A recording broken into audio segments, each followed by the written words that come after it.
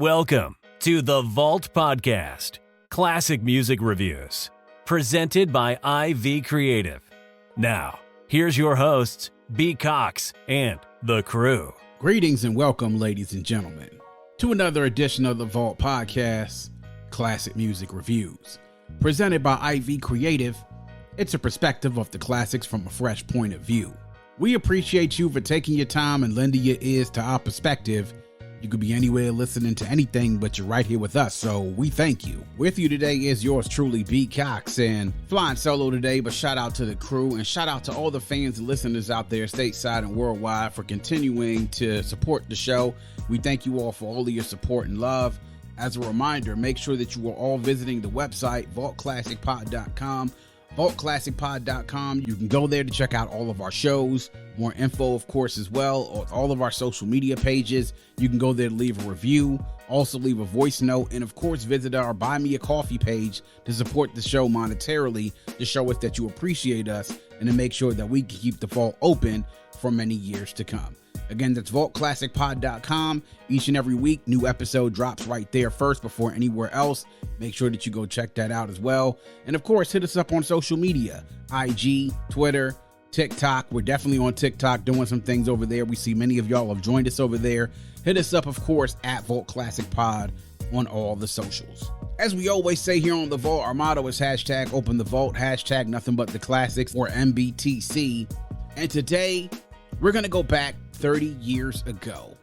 And we're going to go to the third studio album of none other than West Coast legend and hip-hop icon, Ice Cube, The Predator, released on November 17th, 1992, on Lynch Mob and Priority Records, recorded between November 91 and May 1992, and we'll get back to that time frame in just a second, because it's going to really frame the conversation around this album.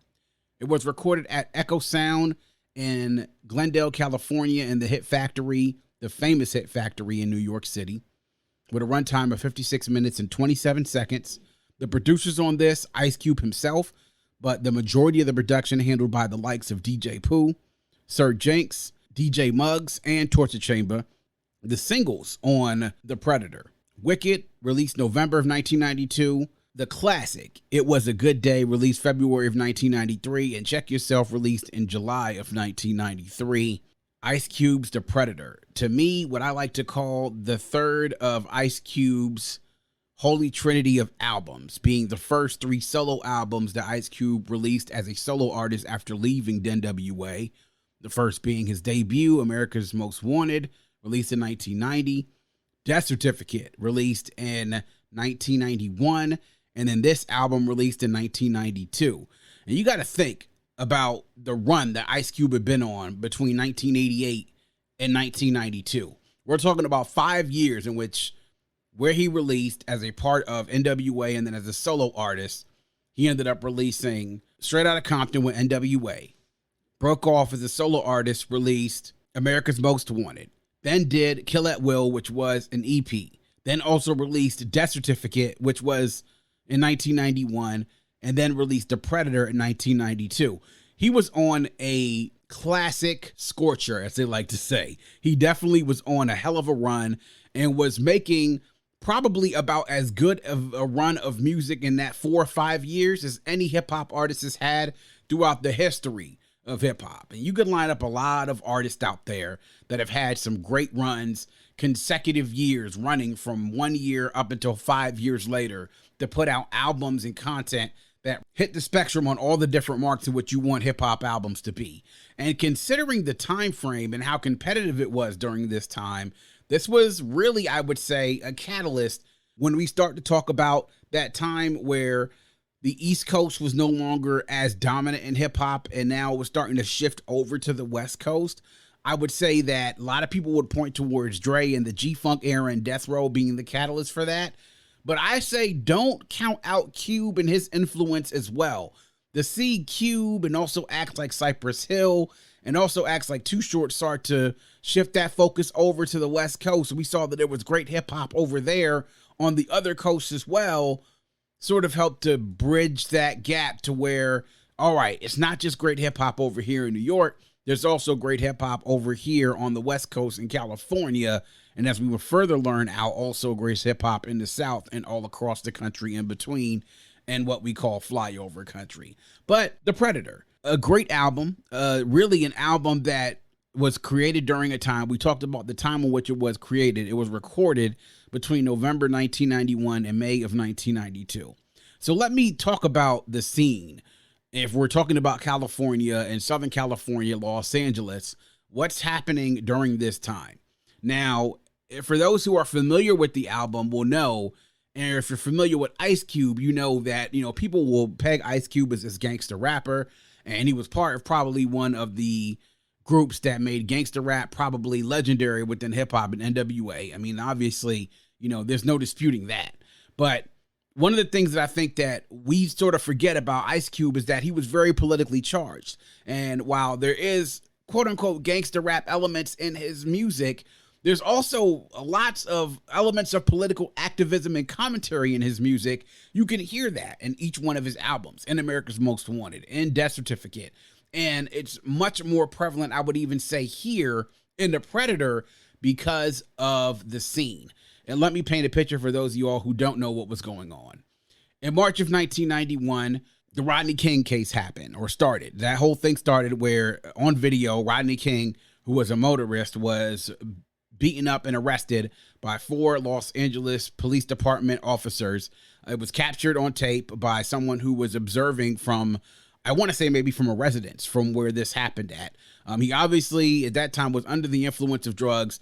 They were seen beating him with billy clubs, that famous grainy videotape that everybody sees of them beating up Rodney King. And everyone thinks, okay, this is the thing. This is something that's been going on in the communities and communities of color and black communities, specifically in LA, as the narrative was being painted that these things between the black community and also the police department and misconduct and also mistrust between the two. That is, okay, finally we have something on camera that will show this is exactly what the hell we've been telling you about what's been going on. It should be easy, right? Well, 1992 rolls around, and in April of 1992, those 4 Los Angeles Police Department officers are all acquitted by a jury of the crime of assault and whatever other charges they had on them at that time. Now, as a result of that, Los Angeles figuratively and literally caught fire. Hence the start of the LA riots in 1992. 30 years ago, it's hard to even believe that it's been that long. So as Ice Cube is finishing up this album, that's when the LA riots are actually happening. And that's when the verdict was announced, which sparks off the LA riots. So in addition to the footage being released and the trial happening, this really shapes a portion of what would become the subject matter of The Predator, which is Ice Cube's album. And really, you can hear it throughout listening to this. So that's really the scene of what this album was created around. And as you get into Ice Cube, obviously he's very political in a lot of his raps, even though people started to paint him as like this gangster rapper. But he's a guy who's very conscious, very self-aware. There is, of course, at this time, around the time when he would have converted over to Islam, was very self-aware at that time. You can tell by interviews that he gave to a lot of news outlets during that time, somebody that you're dealing with, someone who is very self-aware, very intelligent, and also very cognizant of the atmosphere in which this music is being released. So now let's go ahead and get into it. First thoughts and reflections. So my first thoughts on The Predator. Now, this coming out, of course, during this time, I had limited access to being able to hear the whole album, obviously. When it came to albums like this, especially with artists like Ice Cube, it was sort of give or take whether or not I could actually get the whole album, in front of me. But what happened is that I heard a portion of it sort of being with one of my friends from the neighborhood, and his older brother was playing it in the car with us. And so that I heard bits and pieces of it. Obviously, the singles are the songs that you hear from the album that stay with you. And it was a good day. I mean, what else do we have to say about that? I mean, it was a song that became a huge hit. It's probably, if you want to talk about the biggest hits in Ice Cube's career. Now, I know that there have been other ones out there, like, the Do It on the Next Friday soundtrack and We Be Clubbing and all the this is probably the biggest hit of his career. I mean, let's be honest. I mean, this is the song that when we talk about you close out a concert with, or you're in closing up a concert with, It Was a Good Day is Ice Cube's magnum opus song. I mean, that's his standard. That's going to be the song that we know Ice Cube by, especially those of us who grew up during that era. But I didn't hear really this album in full probably until I got into middle school, when I had my own Walkman and was able to actually buy the tape. And I found the tape in a Sam Goody somewhere, and I was able to get it actually at a pretty good price, because then things were starting to move over to CDs. And I grabbed this tape and started listening to it. And obviously, once again, blown away by listening to it, listening to the lyrics, listening to the production.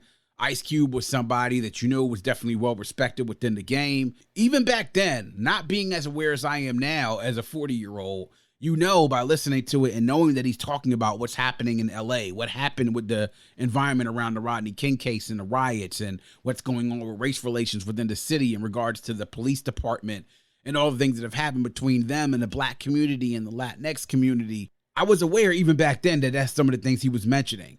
But then obviously a lot of the other rest of the album that wasn't politically was a lot of what I pictured really classic West Coast rap to be like, painting a picture of what life in Southern California was like. Like I always talk about, you know, when I would listen to albums from DJ Quick and albums from Dr. Dre and Snoop Dogg and even artists from Oakland like E40 and Too Short and Yuck Mouth and Spice One and Richie Rich, I kind of envisioned what life in California would be like.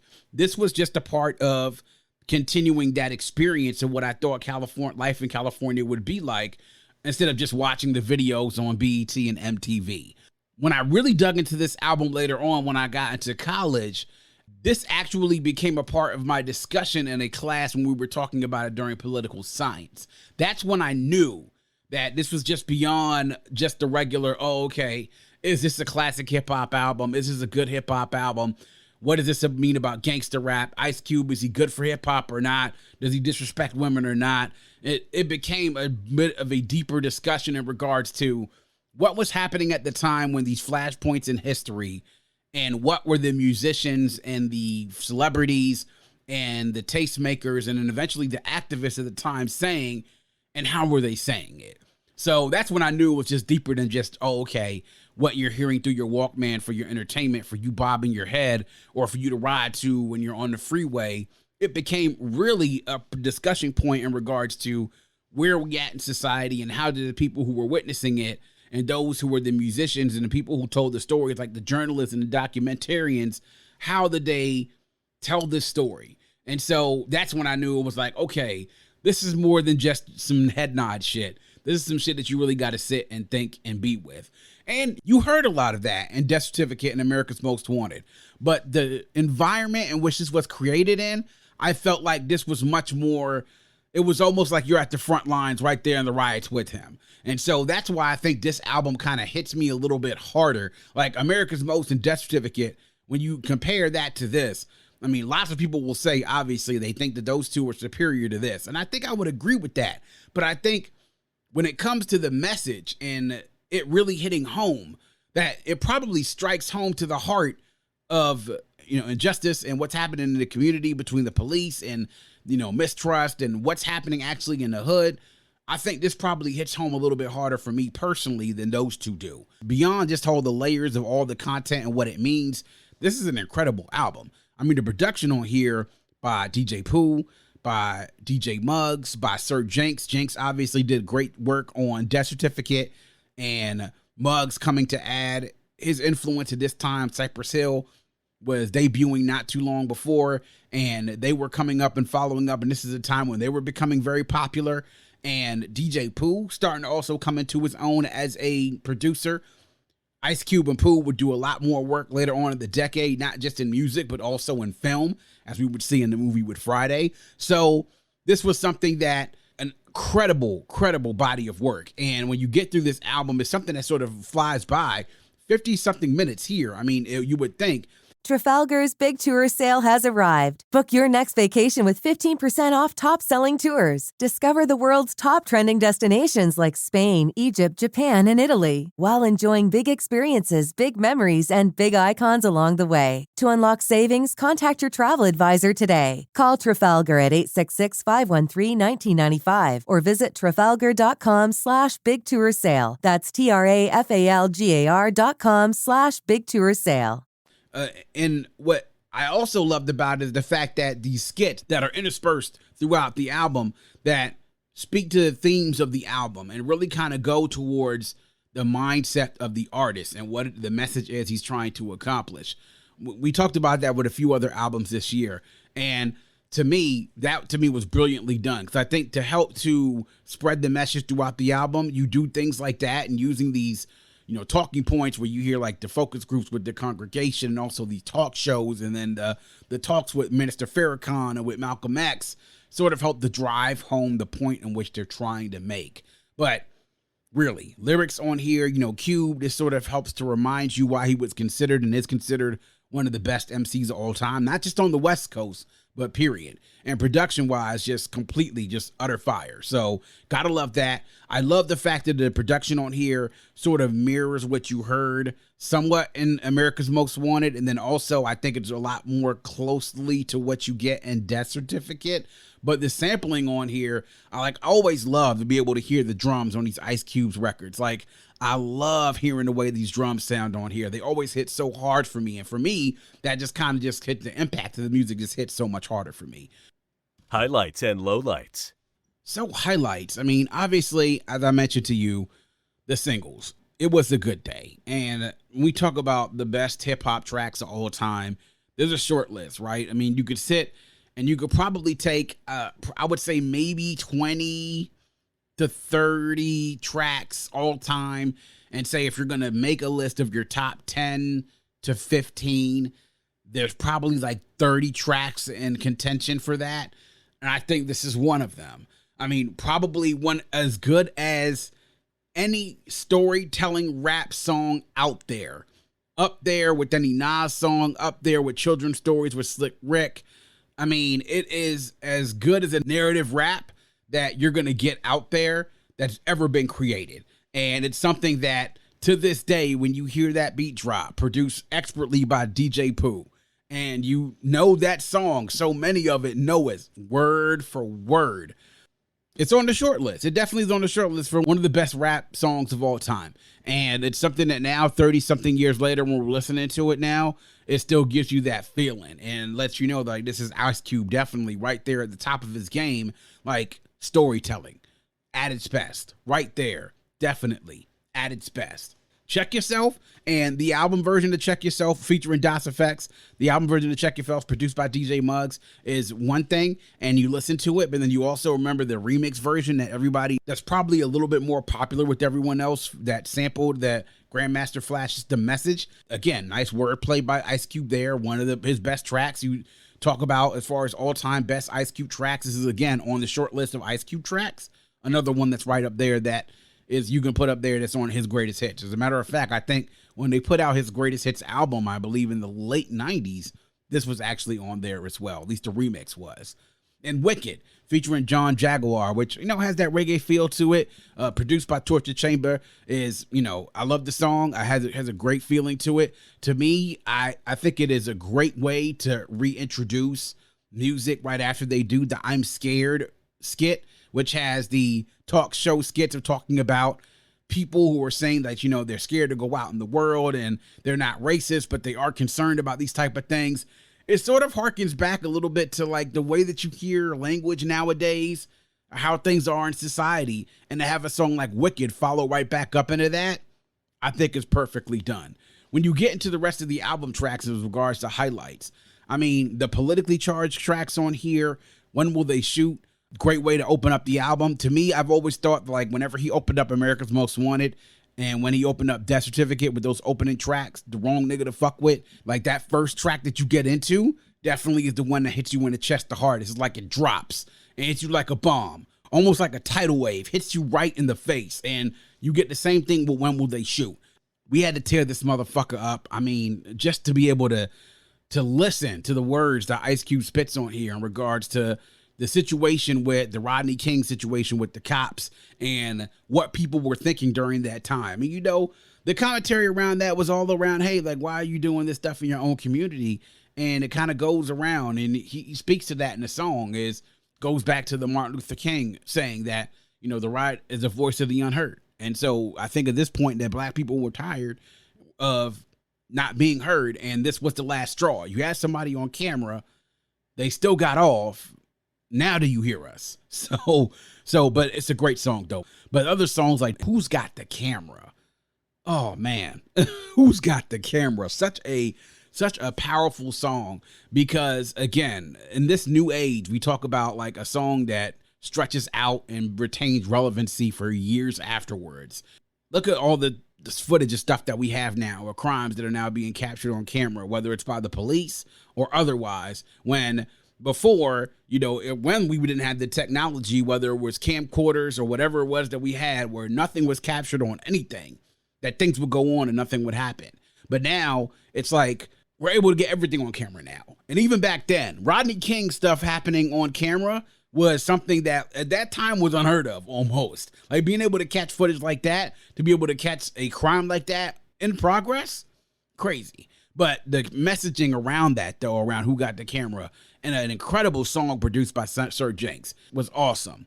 Around just not the actual political tracks, gotta love songs like Dirty Mac and Don't Trust Them, based partially around dealing with females in the opposite sex. But then also showing his creativity as well, taking us in a place where he talks about doing something like Gangsta's Fairy Tale, or taking a lot of these, you know, fairy tales and children's stories, and then flipping them around, giving them a gangster twist, you know? So it sort of cracks you up a little bit, but you know, hey, you got to give Ice Cube his props for being creative once again, and sort of like taking something which we consider to be pure and uncorruptible, and then taking it and then making it like, oh no, in the real world, this is the way shit really would be. This is your nighttime fairy tale and your story. So shout out to Slick Rick, obviously. I mean, I don't know if this was a ode to him or not, but definitely is something that, hey, you got to have to sort of keep that in mind. Other songs, though, like Now I Gotta Wet Ya. I mean, like, these are like these songs we talk about. One's more of a gangster feel on them. Now I Gotta Wet Ya and The Predator. Sort of like this mix that you have in there. Like a little bit of gangster, a little bit of political activism, a little bit of talking about real life stuff when it comes to women and life in the hood. Like, it sort of paints the complete picture of everything as life was back in 1992. That's part of the reason why I look at this album and say, like, you know, when it comes to this, it's like, you know, this is about as complete as you get, to me personally. It's about as complete as the album you get, because you're touching all the subject matters, and also the production is matching the effort by the MC on here. And that's one of the things that I have to commend Ice Cube for early in his career, is he was always good about getting the producers, whether it was Jinx on Death Certificate, whether it was the Bomb Squad on America's Most, and then also getting Pooh and DJ Muggs to come on here to provide the production on here. He always gets the producers to match his effort. And they also create that soundtrack that will keep the listener engaged and keep everybody wanting more. Notable quotables. So my notable quotable, unsurprisingly enough, actually comes from We Had to Tear This Motherfucker Up. And it comes from the second verse of the song. I got a Mac 10 for Officer Wynn. Damn, his devil ass need to be shipped back to Kansas. In a casket, crew cut faggot. Now he ain't nothing but food for the maggots. Lunch, punch, Hawaiian, lion. Niggas ain't buying your story, bore me. Tear shit up with fire. Shooters, looters. Now I got a laptop computer. I told you it would happen and you heard it, read it. But you all called me was anti-Semitic. Regret it? Nope. Said it. Yep. Listen to my big black boots as I step. Niggas had to break you off something, give Bush a push. But your National Guard ain't hard. You had to get Rodney to stop me, because you know what? We would have told this motherfucker up. There you go. You know, we talked about, like, you know, him framing a lot of this around the 92 riots. And it's definitely, not only is he talking about the riots, but he's also talking about, you know, hey, listen, this was bound to happen. I told you this would happen if you didn't at least listen to me. And you heard what I said, you read it, and then you called me and for certain words that I use when I reference certain people.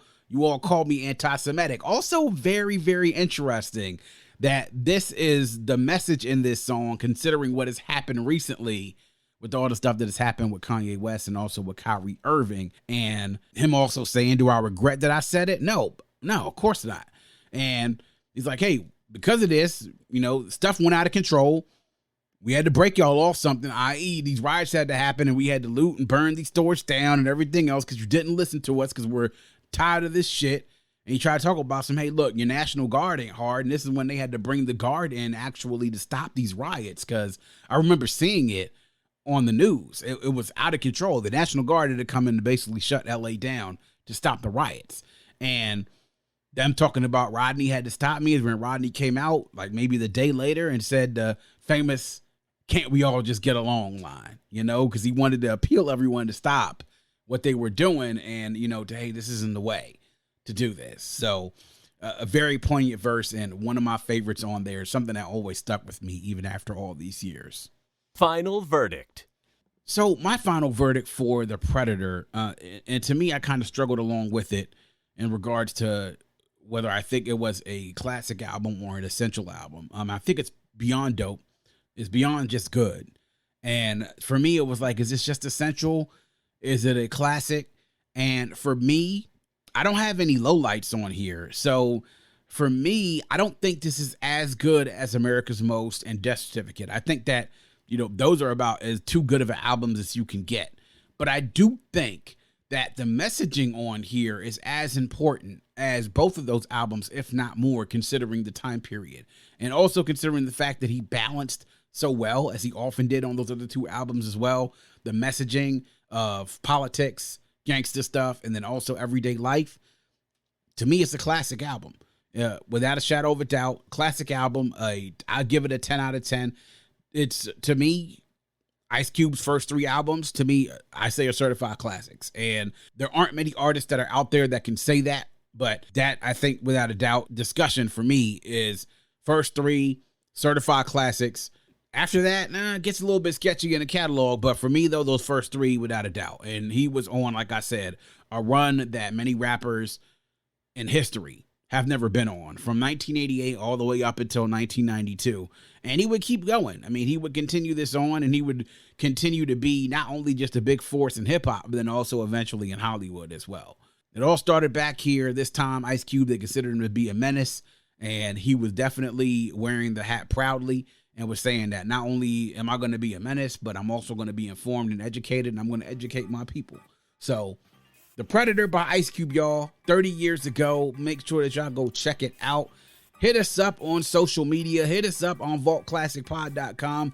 Let's continue the conversation on Twitter. Let's continue it on IG and TikTok. What do you think about The Predator, the album? What are some of your favorite tracks? Do you agree with me in regards to the tone of the album politically? And then also as far as the balance that it had? Hit us up. Let us know what you think. We love to continue the conversation. And that is going to wrap up yet another edition of The Vault. Please make sure you are visiting us at vaultclassicpod.com.